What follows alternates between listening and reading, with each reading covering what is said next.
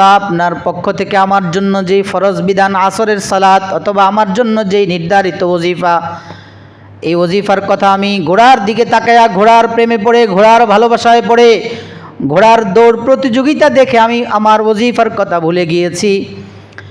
আল্লাহর কাছে বা রোনা জারি করলেন। এরপর তিনি যেহেতু এই ঘোড়াগুলোর কারণে তার নামাজ নষ্ট হয়ে গেল, ছুটে গেল, সূর্য ডুবে গিয়েছে, এজন্য তিনি তার সভাসদবৃন্দ অথবা তার যারা খাদিম খুদ্দাম ছিলেন তাদেরকে ডেকে বললেন, রুদ্দুহা আলাইয়া ফাতাফিকা মাসহাম বিসসুকি ওয়াল আনাক। ও আমার খাদিমরা, শোনো, যেই ঘোড়ার কারণে আমার আসরের সালাত অথবা ওজিফা আমার নষ্ট হয়ে গেল, ছুটে গেল, এই ঘোড়া আমি আর আমার সামনে রাখতে চাই না।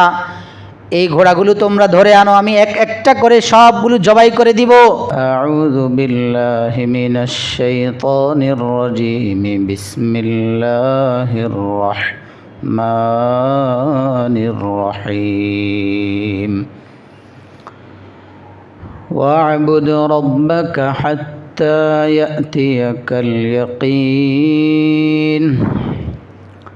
وقال رسول الله صلى الله عليه وسلم أحب الأعمال إلى الله أدومها وإن قل، أو كما قال عليه الصلاة والسلام.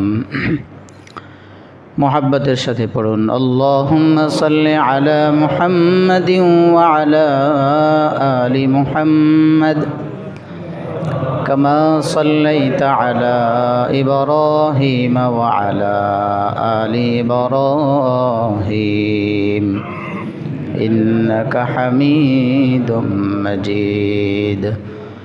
اللهم بارك على محمد وعلى آل محمد كما باركت على إبراهيم وعلى آل إبراهيم إنك حميد مجيد. لا إله إلا الله، لا إله إلا الله، لا إله إلا الله، لا إله إلا الله، لا إله إلا الله، لا إله إلا الله، لا إله إلا الله، لا إله إلا الله، لا إله إلا الله محمد رسول الله صلى الله عليه وسلم. আলহামদুলিল্লাহ সুম্মা আলহামদুলিল্লাহ। মহান রব্বুল আলামিনের দরবারে আলিশানে অসংখ্য অগণিত শুকর, যিনি আমাদেরকে রমজানুল মুবারকের এক মাস তার হুকুম পালনের পর শাওয়ালের প্রথম জুমআয় তার ঘরে আসার বসার সুযোগ দিয়েছেন। শুকরিয়াতান পড়ুন আলহামদুলিল্লাহ। একের পর এক সুযোগ গ্রহণ করা, সুযোগ দেয়া, এটা আমাদের প্রতি আল্লাহর অশেষ রহমত। আমাদের মতো অনেকে আছে যারা রমজানুল মুবারককে বিদায় নিয়ে পৃথিবী ছেড়ে চলে গিয়েছে। কেউ তো বা ঈদ, আমরা ঈদ উদযাপন করছি, এর মধ্যে দিয়ে কেউ আখিরাতের দিকে যাত্রী হয়ে গেছে। আল্লাহ রব্বুল ইজ্জত ওয়াল জালাল আমাদের প্রতি অনেক রহম করুণা যে তিনি আমাদেরকে এখনও আরও বেশি অর্জনের সুযোগ দিয়ে রেখেছেন। এজন্য পড়ুন আবারও আলহামদুলিল্লাহ। রমজানুল মুবারক পুরোটাই ছিল আল্লাহর রহমতে বেষ্টন করা এক মাস। বরকতি আর বরকতপূর্ণ এক মাস। রমজানুল মুবারকের পরে শাওয়াল মাস খুবই গুরুত্বপূর্ণ মাস, হজের মাস। আরেক গুরুত্বপূর্ণ মাসে আল্লাহ আমাদেরকে আল্লাহর ঘরে হাজিরি দেওয়ার সুযোগ দিয়েছেন। কত মানুষ এখনও বিভিন্ন কাজে ব্যস্ত, বিভিন্ন মশগালায় আছে, আমাদেরকে তিনি বাছাই করে তার ঘরে মেহমান হওয়ার সুযোগ দিয়েছেন। প্রিয় ভাই, রমজানুল মুবারক এক আমলের মাস ছিল, বরকতের মাস ছিল, রহমতের মাস ছিল। তাই বলে এমন নয় যে রমজান শেষ, এখন আর আমল লাগবে না, আমল ছেড়ে দেই, কমায় দেই, এমনটা নয়। কারণ রব্বুল আলামিন কোরআনে হাকিমের মধ্যে বলেছেন, ওয়াবুদ রব্বাকা হাত্তা ইয়াতিয়াকাল ইয়াকিন। আয়াতে কারিমার মধ্যে আল্লাহ রব্বুল আলামিন আমাদের জন্য ইবাদতের সীমা বলে দিয়েছেন। ইবাদত কতদিন পর্যন্ত করতে হবে? রমজান মাশাআল্লাহ সবাই ধুমসে ইবাদত, রোজা, নামাজ, তাসবিহাত, তিলাওয়াত, জিক্রুল্লাহ, কোরআনে পাকের তিলাওয়াত, তাকওয়ার উপর চলা, খুব জমে বসে আমরা এক মাস চেষ্টা করেছি। এখন এক মাস পাড়ি দেওয়ার পর, ঈদের চাঁদ ওঠার পরে কেন জানি আমাদের মধ্যে একটু গাফলতি চলে আসছে। কেমন জানি মনে হয় আমরা একটু শিথিলতার মধ্যে আছি, কেমন জানি মনে হয় আমাদের দায়িত্ব শেষ করে ফেলেছি। কিন্তু আল্লাহ রব্বুল আলামিন এই আয়াতে কারিমার মধ্যে বলেন, আমার প্রিয় বান্দারা, ওয়াবুদ রব্বাকা হাত্তা ইয়াতিয়াকাল ইয়াকিন, আমার ইবাদত করবা, কতদিন পর্যন্ত করবা? তোমার কাছে মৃত্যু আসার আগ পর্যন্ত আমার ইবাদতে লেগে থাকবা, এটা আমার হুকুম। আর এই আয়াতের দ্বারা এটাই প্রমাণ বহন করে যে রমজান যদিও মাশাআল্লাহ পুরো কাজ কর্ম থেকে ফারেগ হয়ে, কেউ তো আছেন পুরো রমজান ইবাদতে কাটাইছেন, কেউ আছে মাশাআল্লাহ দুনিয়াবী কাজকর্মের সাথেও ইবাদতকে প্রাধান্য দিয়েছেন। তো সেই ধারাবাহিকতা, সেই আমলগুলো যেন ছুটে না যায়। রমজানে আমরা সবাই খুব গুরুত্বের সাথে 5 ওয়াক্ত নামাজ পড়েছিলাম, খুব গুরুত্ব দিয়েছিলাম, কোনোভাবেই যেন নামাজ না ছুটে। এজন্য মাগরিবে যেমন ইফতারের পরে পুরো মসজিদ কানায় কানায় ভরা ছিল, ঠিক এশাও ছিল, আবার ফজরেও ছিল। ফজরে যখন মুসল্লিদের ভরপুর মসজিদে দেখতাম, এত ভালো লাগতো।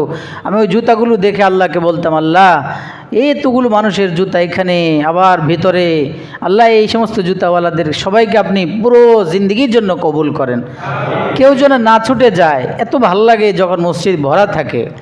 আমি আরও 2-4 জন ইমাম সাহেবের সাথে কথা বলেছি যে রমজানের মসজিদে মুসল্লি বেশি দেখলে কেমন লাগে, অনুভূতিটা কী, নামাজ পড়াতে কেমন আনন্দ পান, বা অন্যান্য 5 ওয়াক্ত নামাজ আপনারা যখন পড়ান মসজিদে মুসল্লি কেমন থাকে, অল্প যখন থাকে তখন কেমন লাগে। সবারই অভিমত দেখলাম প্রায় কাছাকাছি, যে বেশি যখন মুসল্লি হয় কথা বলে, আলোচনা করে, নামাজ পড়িয়ে খুব তৃপ্তি পাওয়া যায়। তো আল্লাহর একজন বান্দা যদি এতটা খুশি হয়, আল্লাহ রব্বুল আলামিন যখন তার বান্দাদেরকে মসজিদ ভরা দেখবেন, তার কাছে অনেক খুশি লাগবে না? আমরা চাই আমাদের আল্লাহ আমাদের প্রতি খুশিই থাকেন, নারাজ না হন।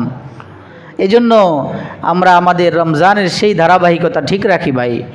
মাশাআল্লাহ অনেকে আছেন যে 6 রোজার আমলও শুরু করে দিয়েছেন, কারো 1টা 2টা 3টা হয়ে গেছে, কারো 1টা হয়েছে।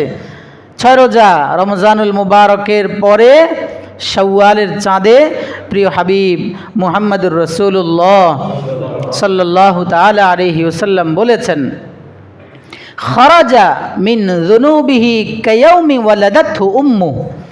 আল্লাহর যে বান্দা রমজানুল মুবারকের পরে শাওয়ালের চাঁদে 6টা রোজা রাখবে, মান সামা রমাজান ওয়া আতবাআহু সিত্তাম মিন শাওয়াল খারাজা মিন যুনুবিহি কায়াউমি ওয়ালাদাতহু উম্মুহু। রমজানের পরের মাস হজের মাস শাওয়াল মাস, এই শাওয়াল মাসে যদি আল্লাহর কোনো বান্দা 6টা রোজা রাখে, এবার সে ধারাবাহিকভাবেও রাখতে পারে একটার পর একটা, অথবা ভেঙ্গে ভেঙ্গেও রাখতে পারে, যেভাবে ইচ্ছা পুরো মাস ব্যাপী। মাত্র কয়টা? 6টা। আল্লাহর হাবিব সাল্লাল্লাহু আলাইহি ওয়াসাল্লাম বলেন, 6টা রাখলা তো আল্লাহ রব্বুল আলামিন তোমাকে মায়ের পেট থেকে ভূমিষ্ঠ বাচ্চা নবজাতক যেমন একেবারে পুত পবিত্র মাসুম হয়ে দুনিয়ায় আসে, আল্লাহ রব্বুল আলামিনও তোমাকে এমন পুত পবিত্র মাসুম বানায়া দিবেন। আর ওই ফজিলত আপনাদের সবারই জানা আছে। 6টা রোজা রাখলে প্রিয় হাবিব মুহাম্মদুর রাসূলুল্লাহ সাল্লাল্লাহু তাআলা আলাইহি ওয়াসাল্লাম বলেন, মান সামা রমাদান থুম্মা আতবাআহু সিত্তাম মিন শাওয়াল কানা কাসিয়ামিদ দাহরি।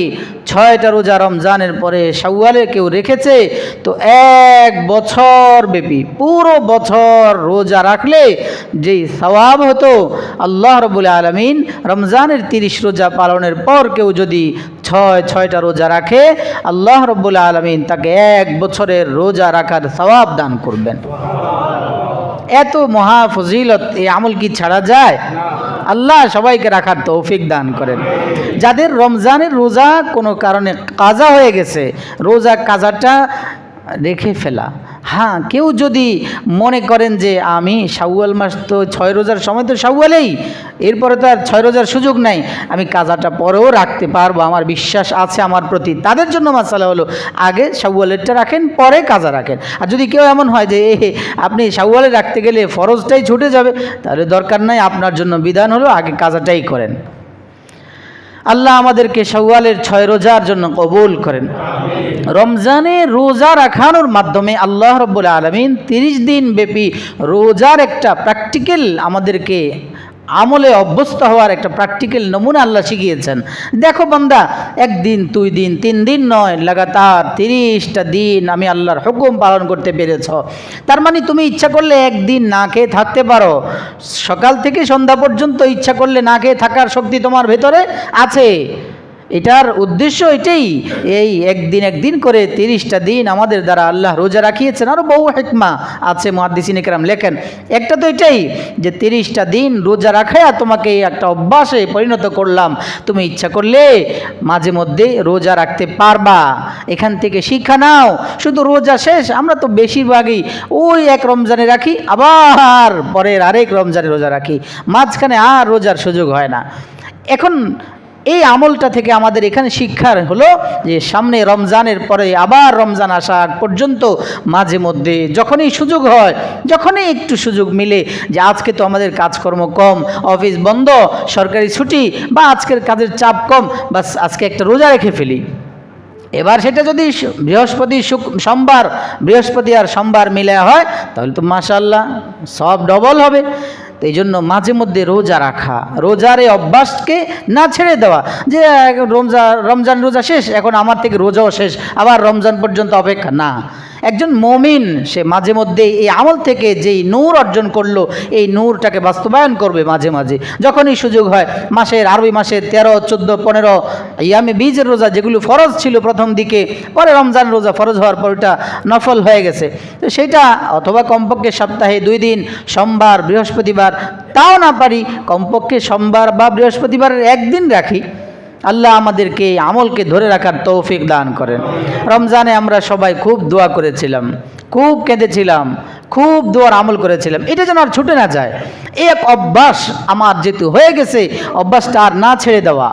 রমজানে খুব কান্নাকাটি করার ফিকির করেছেন, খুব চেষ্টা করেছেন সময় কিভাবে কাজে লাগানো যায়। এই জন্য মাগরিবের আগে সবাই মিলে দোয়া করেছিলেন। ইফতার সামনে রেখে অনেকেই দোয়ায় বসে গেছেন যে দোয়া কবুলের সময় এখন। তার মানে আমার রমজান আমাকে শিক্ষা দিয়েছে প্রতিনিয়ত সুযোগ হলে, যখনই সুযোগ হয় কিছু কিছু সময় তোমার বের করো রোজা রাখার জন্য, কিছু কিছু সময় বের করো দোয়া করার জন্য।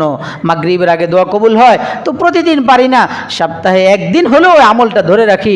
শুক্রবার আমি মসজিদে আগে চলে যাই, শুক্রবার মাগরিব থেকে আসর থেকে মাগরিব পর্যন্ত সময় দোয়া কবুলের গুরুত্বপূর্ণ টাইম।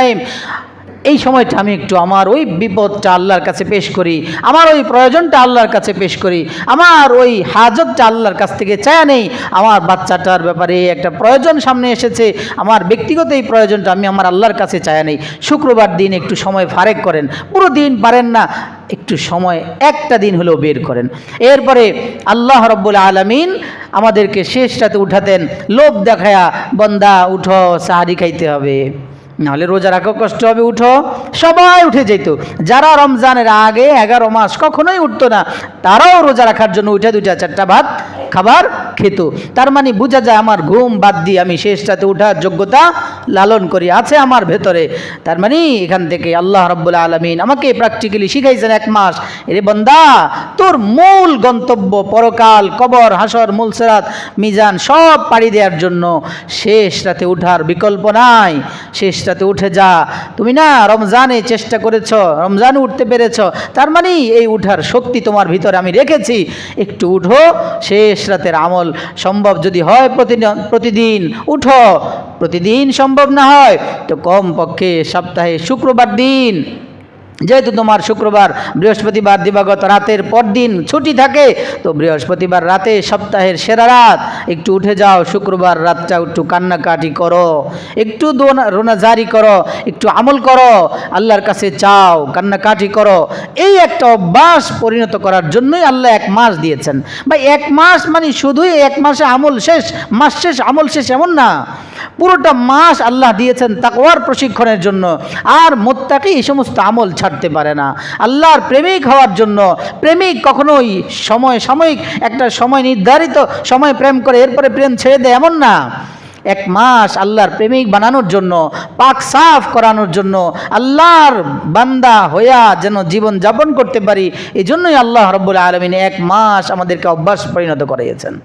এই জন্য প্রিয় ভাই, ওই 1 মাসের আমলের ধারাবাহিকতাগুলো ঠিক রাখি, 1 মাসের রোনাজারি, 1 মাসের আমল, নামাজ সব ঠিক রাখার চেষ্টা করি। এখন ফজরে দেখা যায় 3-4 কাতার হয়ে গেছে, অথচ যেই ফজরে দেখতাম পুরো মসজিদ ভরা, দাঁড়ায় থাকতেন, এখানে মাঠ ভরে যেত, দোতলায়ও যেতেন, কিন্তু এখন এত তাড়াতাড়ি ফজর খালি হয়ে গেল, মসজিদ শূন্য হয়ে গেল। ও প্রিয় ভাই, 1 মাস তো আল্লাহ দিয়েছেন, ফজর যে অভ্যাস ছিল না, এই 1 মাসে আল্লাহ অভ্যাস পরিণত করিয়েছেন, আপনাকে অভ্যস্ত করেছেন। আল্লাহ আপনাকে চেয়েছেন যে বান্দারে 1 মাস তোকে আমি প্রশিক্ষণ দিলাম, এই 1 মাসের নূর দিয়ে যেন বাকি পুরো 11 মাস ফজরের সালাতে, ফজরের নামাজে জামাতে হাজির দিতে পারো। ও প্রিয় ভাই, এখন যদি হাজির, আমাদের আকাবেররা কি বলেন, কেউ যদি রমজানের আমল রমজানের পরে ধরে রাখতে পারে ধারাবাহিকতার সাথে, বোঝা যাবে তার আমল আল্লাহর কাছে কবুল হয়েছে। আর যারটা ধারাবাহিকতা ছুটে যাবে, বোঝা যাবে কবুলিয়াতের মধ্যে ত্রুটি আছে এখনো, কারণ আল্লাহর নেক নজর তার প্রতি এখনো পূর্ণতা পায় নাই। আল্লাহর সুদৃষ্টি পাওয়ার জন্য তাকে আরও বেশি অগ্রসর হতে হবে। ও প্রিয় ভাই, ফজরের নামাজ থেকে শুরু করে এশা পর্যন্ত 5 ওয়াক্ত নামাজ আমার আপনার তো ফরজ বিধান, আল্লাহ আমাদের জন্য ফরজ করেছেন। এগুলো ফরজ ছাড়া যায় না, ফরজ ছাড়লে আল্লাহ নারাজ হন। এটা আল্লাহর নৈকট্য ভাজন হওয়ার সবচেয়ে বড় মাধ্যম। সাহাবায়ে কেরাম রিদওয়ানুল্লাহি তাআলা আলাইহিম আজমাইন নামাজের প্রতি অনেক গুরুত্ব দিতেন, কোনোভাবেই যেন নামাজ ছুটে না যায়, এক পেরেশান থাকতেন। একবার খাইবারের যুদ্ধ শেষে অথবা যুদ্ধের চলাকালীন অবস্থায় যাওয়ার পথে বা আসার পথে যে কোনো এক সময় রাসূল করিম সাল্লাল্লাহু আলাইহি ওয়াসাল্লাম হযরত আলী রাদিয়াল্লাহু তাআলা আনহুর রানের উপর মাথা রেখে শুয়ে পড়েছেন খাইবারের যুদ্ধে। আসর নামাজ তিনি পড়ে ফেলেছেন যুদ্ধ চলাকালীন অবস্থায়। নবীজি সাল্লাল্লাহু আলাইহি ওয়াসাল্লাম আসর পড়ে বিশাল সেনাবাহিনী তিনি পরিচালনা করেন, অনেক পেরেশান, কষ্ট, মুজাহাদা, সবচেয়ে বেশি যিনি সেনা প্রধান হন, নবীজি নিজেই সেনা প্রধান। তো তিনি নামাজ পড়ে হযরত আলী রাদিয়াল্লাহু তাআলা আনহুর আসরটা পড়েই রানের উপরে নবীজির মাথা মুবারক রেখে নবীজি ঘুমায়া পড়ছেন। তো তো তিনি তো নামাজ পড়ে ফেলছেন, কিন্তু আলী রাদিয়াল্লাহু তাআলা আনহু যুদ্ধের ময়দানে যেহেতু ভাগ ভাগ করে পালা পরিবর্তন করে নামাজ পড়তে হয়, হযরত আলী ওই দিন আসর পড়তে পারেন নাই, এখনও পড়েন নাই। কিন্তু নামাজের সময় শেষ হয় যায় অবস্থা, সূর্য ডুবো অবস্থা, এক পর্যায়ে সূর্য ডুবে যায়। এই মুহূর্তে নবী করিম সাল্লাল্লাহু আলাইহি ওয়াসাল্লাম জেগেছেন, জেগে বলেন, আলী নামাজ পড়েছ? বলেন, ইয়া রাসূলুল্লাহ, আপনি অনেক কষ্ট করেন আমাদের জন্য, যুদ্ধের ময়দানে খায়বারে অনেক পরিশ্রম হচ্ছে, আপনি ক্লান্ত, এই জন্য একদিকে তো আমার নামাজ শেষ হয়ে যাইতেছে, আরেকদিকে দেখলাম মুহাম্মদুর রাসূলুল্লাহ সাল্লাল্লাহু তাআলা আলাইহি ওয়াসাল্লাম, আল্লাহর হাবিব, তিনি আমার রানে শুয়ে আছেন, তাকে আমি কিভাবে কষ্ট দেই, এজন্য আপনাকে জাগাই নাই ইয়া রাসূলুল্লাহ, আপনি কষ্ট পাবেন এই জন্য আপনাকে জাগাইতে সাহস করি নাই। তখন নবীজি সাল্লাল্লাহু আলাইহি ওয়াসাল্লামের কাছে নামাজের কত গুরুত্ব, সাহাবাদের কাছে নামাজের কত গুরুত্ব দেখেন। নবীজি সাল্লাল্লাহু আলাইহি ওয়াসাল্লাম তখন আল্লাহ রাব্বুল আলামিনের কাছে দোয়া করলেন, আল্লাহ, আমার আলী ও আমার কষ্টের কারণে আমার কষ্ট হবে, ঘুম থেকে জাগালে আমার ঘুমের ব্যাঘাত ঘটবে, এজন্য সে আমাকে জাগায় নাই। আল্লাহ, আপনি আবার সূর্যটা ফিরাইয়া দেন, সূর্য তো ডুবে গেছে, এখন তো কাজা হয়ে যাবে নামাজ, আলীর জীবনে নামাজ কাজা হয় নাই, আল্লাহ এই নামাজটাও যেন কাজা না হয়, আমার মহাব্বতে আল্লাহ আপনি দয়া করে সূর্যটাকে আবার ফিরাইয়া দেন। কি গুরুত্ব ছিল, বলতে দেরি, আল্লাহু আকবার, হাদিসে পাকের মধ্যে এসেছে নবীজি সাল্লাল্লাহু আলাইহি ওয়াসাল্লাম বলতে দেরি, সাথে সাথে আল্লাহ রাব্বুল আলামিন ওই সূর্য আবার উঠাইয়া দিলেন। হযরত আলীকে বললেন, আলী যাও নামাজ পড়ো, আসর নামাজ পড়লেন, আবার সূর্য আপন জায়গায় চলে গেছে। এই হলো আমার নবীর মুজিজা। চন্দ্র দ্বিখণ্ডিত হওয়ার ঘটনা তো সবাই জানেন, সূর্য নবীজির মুজিজা, যে সূর্যকে আল্লাহর হাবিব সাল্লাল্লাহু আলাইহি ওয়াসাল্লাম ডুবে যাওয়ার পরেও আবার সেটাকে রদ্দে শামস, মুজিজায়ে রদ্দে শামস বলে এটাকে কিতাবের ভাষায়, যে সূর্যকে আল্লাহর কাছে চায়া সূর্য ডুবা থেকে আবার উদিত করলেন, সময় মতো আলীকে নামাজ পড়ানোর সুযোগ দিলেন, এরপরে আবার আল্লাহর হুকুমে সূর্য উস্মিত হলো। এইবার এটা একটা না, আরও একবারও আছে, এটা হযরত সুলাইমান আলাইহিস সালামের ঘটনা। হযরত সুলাইমান আলাইহিস সালাতু ওয়াস সালাম সারা বিশ্বব্যাপী পুরো পৃথিবীর বাদশাহ ছিলেন, এমন এক বাদশাহ ছিলেন, তিনি আল্লাহর কাছে এই বাদশাহী চেয়ে নিয়েছেন, আল্লাহকে বলেছেন, রব্বি হাবলি মুলকান লা ইয়ামবাগি লি আহাদিম মিন বাদি, হাবলি মুলকান লা ইয়ামবাগি লি আহাদিম মিন বাদি, আল্লাহ আমাকে এমন এক রাজত্ব দান করেন, যেই রাজত্ব আপনার পৃথিবীতে আপনার আর কোনো বান্দার জন্য শোভা পায় না, কাউকে আপনি দেন নাই, দিবেনও না। আল্লাহ রাব্বুল আলামিন হযরত সুলাইমান আলাইহিস সালাতু ওয়াস সালামকে এমন এক রাজত্ব দিলেন, যেই রাজত্বের মালিক আল্লাহ এই পৃথিবীতে আর কাউকে দেন নাই। সুলাইমান আলাইহিস সালাতু ওয়াস সালামের দরবারে একবার ঘোড়া প্রদর্শনী হচ্ছিল, ঘোড়দৌড় প্রতিযোগিতা হয়েছে, সারা বিশ্ব থেকে পুরো পৃথিবীর বাদশাহ যেহেতু সুলাইমান আলাইহিস সালাতু ওয়াস সালাম, এই জন্য সারা পৃথিবীর সমস্ত বাহাদুর বড় বড় চমৎকার সুন্দর সুন্দর ঘোড়াগুলো সবগুলো তিনি হুকুম দিয়ে একসাথে করলেন, তার সামনে উপস্থিত করলেন। সুলাইমান আলাইহিস সালাতু ওয়াস সালামের সামনে ঘোড় প্রতিযোগিতা হলো, ঘোড়াগুলো তিনি বসে বসে ঘোড় প্রতিযোগিতা তিনি দেখতেছেন, ঘোড়াগুলোর প্রদর্শনী তিনি দেখতেছেন। এর মধ্য দিয়ে দেখতে দেখতে এক পর্যায়ে সূর্যটাও ডুবে গেছে। فقال إني أحببت حب الخير عن ذكر ربي حتى توارت بالحجاب ردوها علي فطفق مسحا بالسوق والأعناق। সুলাইমান আলাইহিস সালাতু ওয়াস সালামের শরীয়তের মধ্যে মুহাদ্দিসিনে কেরাম মুফাসসিরিনে কেরাম লেখেন, আসরের নামাজ ফরজ ছিল, অথবা আসরের ওই সময়টাতে ওনার জন্য আল্লাহ রাব্বুল আলামিনের পক্ষ থেকে নির্ধারিত ওজিফা ছিল। ওই দিন তিনি ঘোড় প্রদর্শনী দেখতেছিলেন, ঘোড়ার দৌড় প্রতিযোগিতা দেখতেছিলেন, ঘোড়াগুলো অনেক সুন্দর, সারা বিশ্বের বাছাই করা সব ঘোড়া একসাথে। এই দেখতে দেখতে এক পর্যায়ে যেই সময়টা ওনার উপর আসরের নামাজ ফরজ ছিল অথবা নির্দিষ্ট যেই ওজিফা ছিল, ঘোড়ার দিকে তাকায়া দেখার কারণে তিনি ওনার নামাজের কথা অথবা তার উপর যে ওজিফা ফরজ ছিল সেটা তিনি ভুলে গিয়েছেন।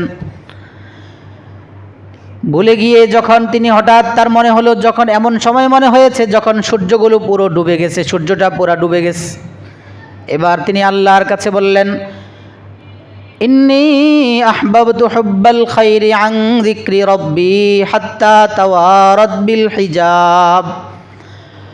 ও আল্লাহ, আমি তো ভুল করে ফেলেছি।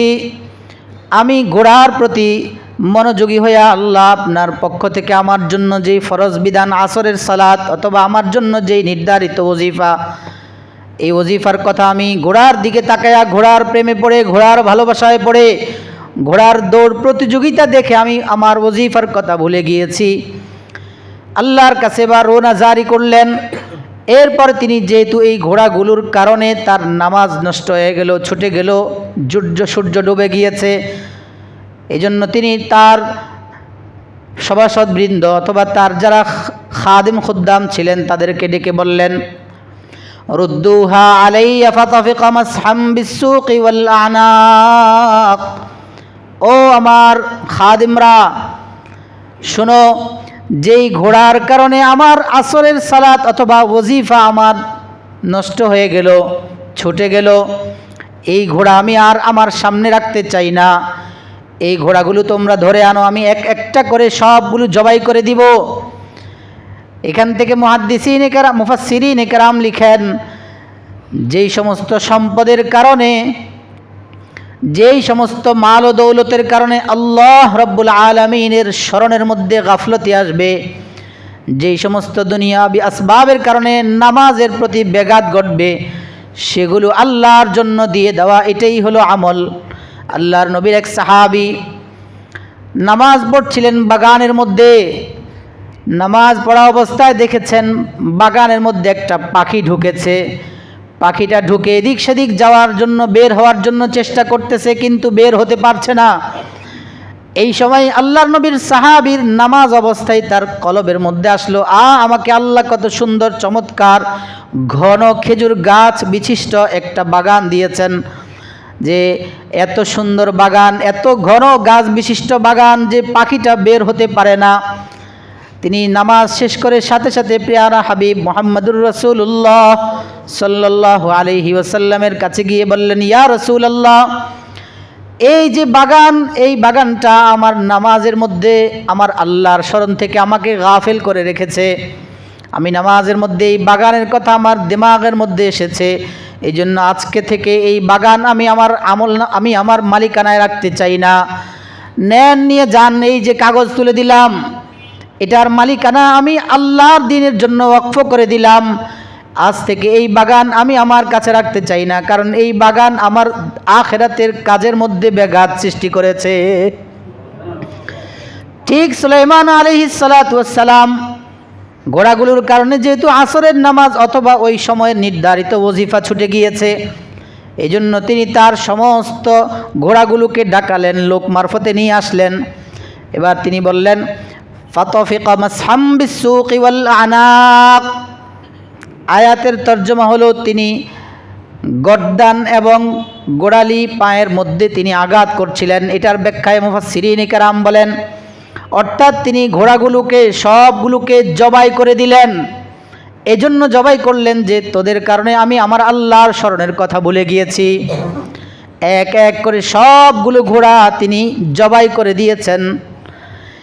এই আমলটা আল্লাহ রব্বুল আলামিনের কাছে এত বেশি পছন্দ হয়েছে, আয়াতের তাফসীরে মুফাসসিরিন কেরাম লিখেন, যেহেতু তিনি নামাজের গুরুত্বের কারণে, নামাজের স্মরণ ভুলে গিয়ে এই ঘোড়ার কারণে যেহেতু এটা হয়েছে, এই নামাজের গুরুত্ব দেখাবার জন্য সমস্ত পৃথিবী বাছাই করা সবগুলো ঘোড়া একের পর এক কেটে দিয়েছেন।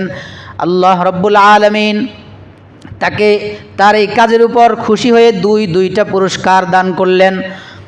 এক নম্বর পুরস্কার হলো, এতদিন তো তিনি এই ঘোড়ার উপর সওয়ার হয়ে এক জায়গা থেকে আরেক জায়গায় যাইতেন, ঘোড় সওয়ার হয়ে রাষ্ট্র পরিচালনা করতেন, পৃথিবীব্যাপী তিনি রাষ্ট্র পরিচালনা করতেন। কিন্তু যেহেতু ঘোড়াকে তিনি জবাই করে দিয়েছেন, বাছাই করা সব ঘোড়া তিনি জবাই করে দিয়েছেন আল্লাহর সন্তুষ্টি অর্জনের জন্য, এজন্য আল্লাহ রাব্বুল আলামিন হযরতে সুলাইমান আলাইহিস সালাতু ওয়াস সালামের উপর এত রাজি হয়েছেন যে তিনি তাকে ঘোড়ার চাইতেও কোটি কোটি গুণ দ্রুত গতির বাহন বাতাসকে তার বাহন বানায়া তাকে দিয়া দিলেন। আল্লাহ নিজেই বলেন ফাসাখখারনা লাহুর রিহা তাজরি বিআমরিহি রুখাআন হাইথু আসাব। আমি আল্লাহ সুলাইমানকে ঘোড়ার পরিবর্তে যেহেতু ঘোড়াকে আমার জন্য জবাই করে দিয়েছে, এজন্য আমি আল্লাহ তাকে 6 লক্ষ আসন বিশিষ্ট সুবিশাল এক সিংহাসন আমি আল্লাহ তাকে বাহনের জন্য দিয়া দিলাম। ফাসাখখারনা লাহুর রিহা, বাতাসকে তার নিয়োজিত করলাম, যেই বাতাসের উপরে দিয়ে তিনি 6 লক্ষ আসন বিশিষ্ট যানবাহন নিয়ে মুহূর্তের মধ্যে এক জায়গা থেকে আরেক জায়গায় পৌঁছে যাইতে পারতেন। আর দ্বিতীয় পুরস্কার, নামাজের গুরুত্ব আল্লাহর কাছে দেখিয়েছেন। এজন্য আল্লাহ রাব্বুল আলামিন সুলাইমান আলা নবিয়িনা ওয়া আলাইহিস সালাতু ওয়াস সালামের জন্য এই মুজিজাটা দিলেন। আল্লাহ রাব্বুল আলামিন সূর্যকে হুকুম করলেন, সূর্য আবার তুমি উঠে যাও। সূর্য আবার উঠল। সুলাইমান আলাইহিস সালাতু ওয়াস সালাম ওই সময়ের ওজিফা অথবা আসরের সালাত আদায় করলেন। তারপরে আল্লাহর হুকুমে আবার সূর্য ডুবে গেছে। নামাজের গুরুত্ব কত ছিল! ও প্রিয় ভাই, হঠাৎ বললাম, মনে আসলো, আল্লাহ হুকুম করলেন। তো এখান থেকে আমি এটাই বুঝাইতে চাই যে একজন নবী হয়ে ওনাদের মাকাম কোথায়, সাহাবী হয়ে মাকাম কোথায়, তারপরেও নামাজের এত জান প্রাণ মেহনত, এত ফিকির। আমি আপনি কে যে আমাদের এভাবে একের পর এক নামাজ ছুটে যায়? নামাজ যেন না ছুটে প্রিয় ভাই। রমজান নামাজের খুব পাবন্দি ছিল, রমজানের পরে যেন আমাদের এই পাবন্দি ছুটে না যায়, আমাদের আমল যেন আমাদের থেকে হাত ছাড়া না হয়। আউয়ালু মা ইউহাসাবু বিহিল আবদু ইয়াউমাল কিয়ামাতি মিন ইবাদিহি আস-সালাহ। কাল কিয়ামতের ময়দানে বান্দার যে আমল হিসাব নেওয়ার জন্য প্রথমে আনবেন সেটা হলো নামাজ। যার নামাজ ঠিক থাকবে তার সব ঠিক। আপনার নামাজের হিসাব সুন্দরভাবে দেখাতে পারবেন, আপনার মিজান হাসর পলসেরাত সব ঠিক। কিন্তু নামাজের হিসাব যদি সুন্দরভাবে না দেখানো যায়, নামাজগুলোর মধ্যে ফজরের নামাজের হিসাব যদি সুন্দর না দেখানো যায়, তাহলে প্রিয় ভাই আমি আপনি হাসরে মিজানে পলসেরাতে বেইজ্জতি হওয়া ছাড়াও কোনো উপায় থাকবে না। এজন্য যেন বেইজ্জতি না হতে হয়, দুনিয়া ও আখেরাতে যেন আল্লাহ সম্মানের আসীনে রাখেন, ইজ্জতওয়ালা বানায়া রাখেন, সম্মান দেন। এই জন্য আমাকেও সম্মান কুড়ানোর জন্য, সম্মান অর্জনের জন্য চেষ্টা ফিকির করে যেতে হবে। আজকে থেকে নামাজ ছাড়বো আর আল্লাহ তৌফিক দান করেন, খুব তৌফিক। যার যেখানে সুযোগ হয়, কোনো কারণে জামাত ছুটে গেছে, একা কি হলেও পড়েন, ঘরে বাড়িতে যেখানে সুযোগ আছে 5 ওয়াক্ত নামাজ চেষ্টা করবেন জামাতের সাথে। জামাত পান নাই, কমপক্ষে একা কি হলেও পড়েন, তো আল্লাহকে বলতে পারবেন যে আল্লাহ চেষ্টা করেছি জামাতের সাথে, পড়তে পারি নাই।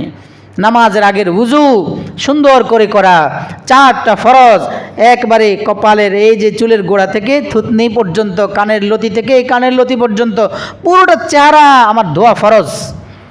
এই চেহারাটা ধোয়ার ক্ষেত্রে যেন কোনো ধরনের অবহেলা না হয়, এক চুল যেন শুকনো না থাকে, ভালো করে মেজে ঘষে ভালো করে পানি দিয়ে, দাড়ি থাকলে দাড়ির ভেতরে পানি দিয়ে তারপরে ধোয়া। হাত অনেক সময় ধুয়ে ফেলেন কিন্তু এদিক দিয়ে শুকনা থাকে, কোনোই শুকনা না থাকে, এটা উজুর এক ফরজ। ঠিক পাটা ধুইতে গিয়ে পায়ের এই যে পাশে যে উঁচু জায়গা আছে গিট, এইটা অনেক সময় শুকনো থাকে, চামড়া যেহেতু বটে থাকে, এটা যেন না শুকা থাকে।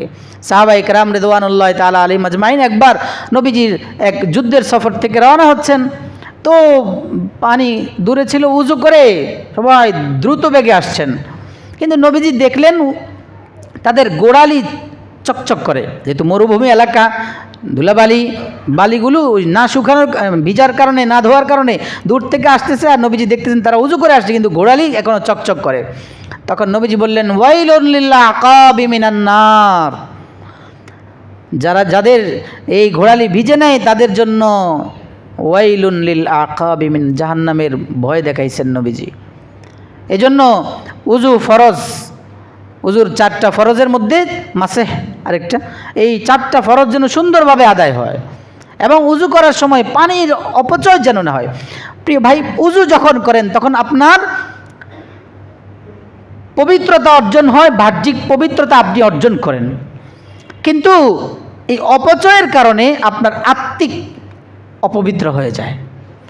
কারণ আপনি অপব্যয়ী হয়ে যান, আর অপচয়কারীকে আল্লাহ পছন্দ করেন না। তা আপনি বাহ্যিক পবিত্র হলেন, কিন্তু আভ্যন্তরীণ একটা গুনাহের কারণে আপনার আত্মা কলুষিত হয়ে গেল, তাহলে আভ্যন্তরীণ আপনার পবিত্রতা অর্জন হলো না।